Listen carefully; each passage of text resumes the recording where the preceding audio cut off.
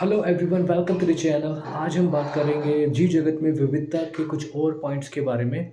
और हम देखते हैं हमारे आसपास बहुत से प्रकार के जीव हैं, बहुत से प्रकार के पेड़ पौधे हैं, बहुत से प्रकार के जानवर हैं, जंतु हैं। तो ये सब प्रकार एक जाति को रिप्रेजेंट करते हैं, एक जाति को प्रदर्शित करते हैं कि ये सब अलग अलग प्रकार की जातियाँ हैं। और अब तक ज्ञात जातियों की संख्या लगभग 1.7 मिलियन से 1.8 मिलियन तक है। इतनी जातियाँ खोजी जा चुकी हैं, इनका वर्णन किया जा चुका है।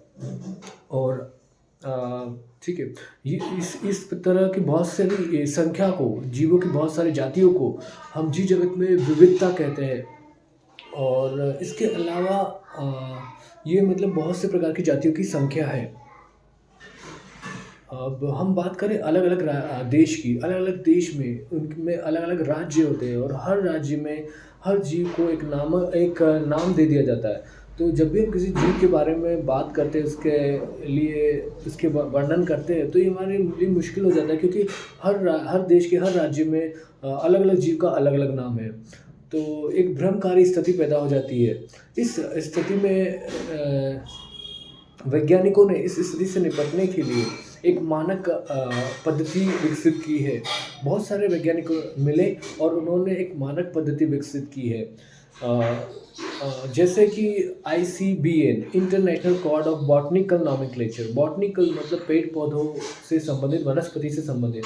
तो ये आईसीबीएन क्या है? आईसीबीएन एक गाइडलाइन है जिसके थ्रू हम पेड़ पौधों का नामकरण कर सकते हैं। उसी तरह से जब बात करें प्राणियों की, जीवों की, जैसे कि जानवरों की, जंतुओं की, तो उस स्थिति में जो मानक नामकरण पद्धति है, इसमें हम जो गाइडलाइन फॉलो करते हैं उसका नाम है ICZN, international code of zoological nomenclature.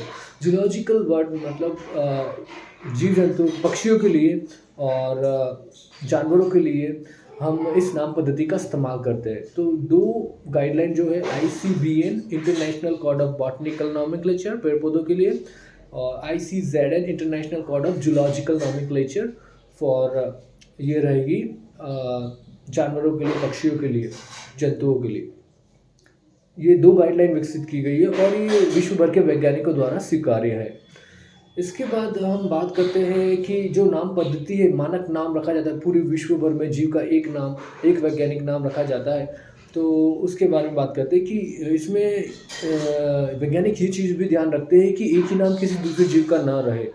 और आगे हम बात करते हैं पद्धति की, नाम पद्धति की, जिसको कहते हैं द्विनाम पद्धति।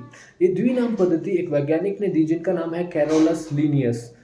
और इसमें नाम के दो पद होते हैं।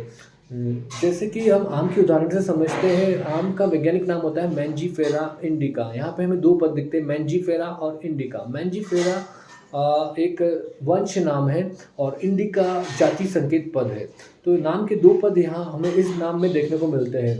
ये होती है द्विनाम पद्धति। और द्विनाम पद्धति के कुछ नियम हम देखते हैं। तो पहला नियम, द्विनाम पद्धति। द्विनाम पद्धति में जो नामकरण किया जाता है वो लैटिन भाषा में किया जाता है। और जो जैविक नाम होते हैं उसको लैटिन भाषा में नामकरण किया जाता है और जैविक नाम तिरछे अक्षरों में लिखा जाता है। और इसके अलावा जीव की खोज, उनके नाम की खोज भले ही शुरुआत में कहीं से भी हो, पर उनका नाम का लैटिनीकरण किया जाता है और जैविक नाम को लैटिन भाषा का व्युत्पन्न समझा जाता है। कुल मिला के ये एक ही जीव का नाम लैटिन भाषा में लिखा जाता है, लैटिन भाषा में लैटिनीकरण किया जाता है जीव के नाम का। और ये पहला नियम। और दूसरा नियम जो है द्विनाम पद्धति का, वो है कि नाम को दो पदों में लिखा जाता है। पहला पद होता है वंश नाम और दूसरा पद होता है जाति संकेत पद। तो इस तरह से हमने दो नियम देखे और आगे के नियम हम आगे की वीडियो में देखेंगे। आज के वीडियो में इतना ही।